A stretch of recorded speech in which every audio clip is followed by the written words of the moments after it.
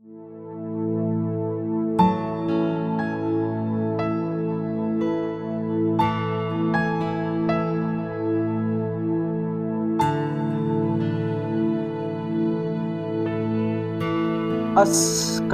sa atilay limni ho kalorot ka ngai the ne tu le mun chong chuma kim gam ta khabe to conference call bol de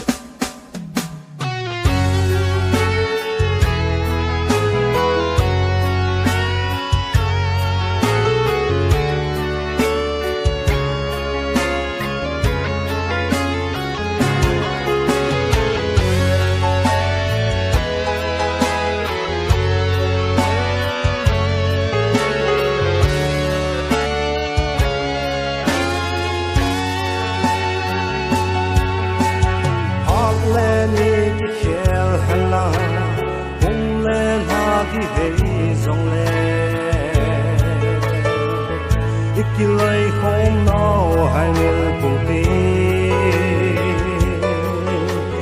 quân y pi xây hành lòng y pi tổ dòng leo hành Iki lời không nào tu biết gì ngủ tin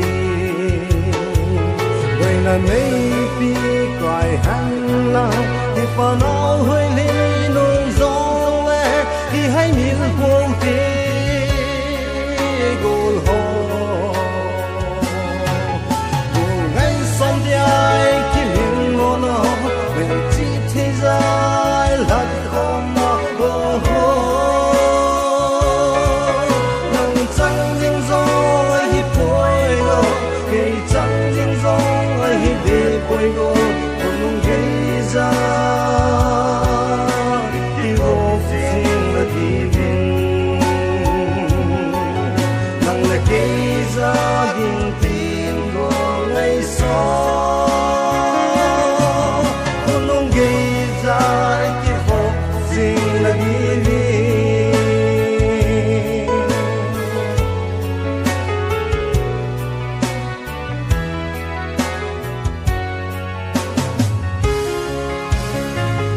hôn na iki mode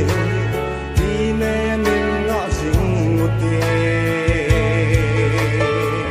lâu không câu tê pon thọ tê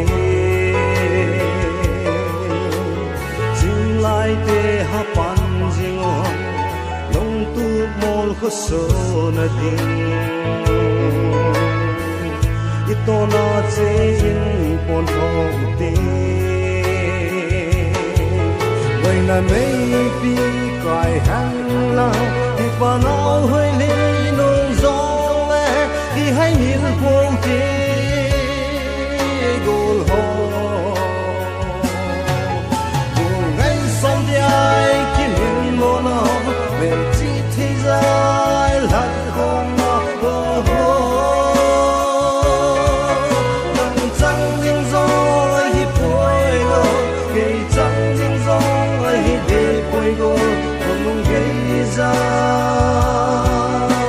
thì vô riêng là thì mình nặng là gây ra đình tìm của ngày sau không gây ra thì vô riêng là thì mình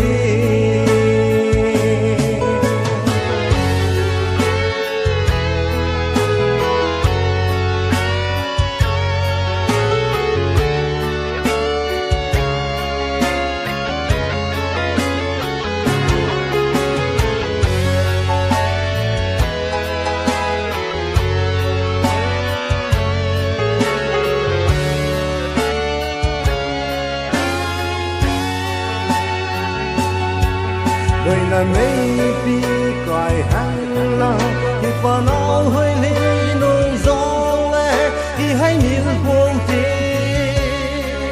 gồm hồ gồm ngay sông thì ai khi mình ngô nó mình chỉ thế giới là không nó nâng trăng riêng gió hi bồi gồ cây trăng riêng gió hi bề bồi gồ không gây ra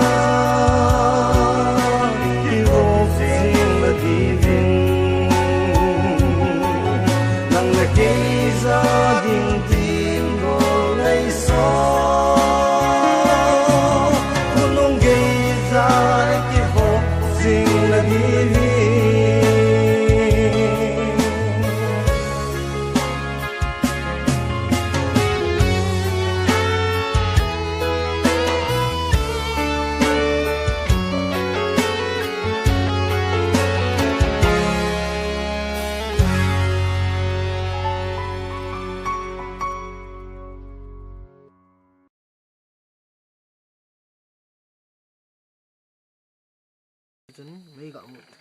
mấy cái một đèn Cái chân lùng hàn cả sa hại Biar sila kakuha kan dia Samsung chung lang yung man bay. Kan Dia bolta. Ada. 1 2 Kawa ang laya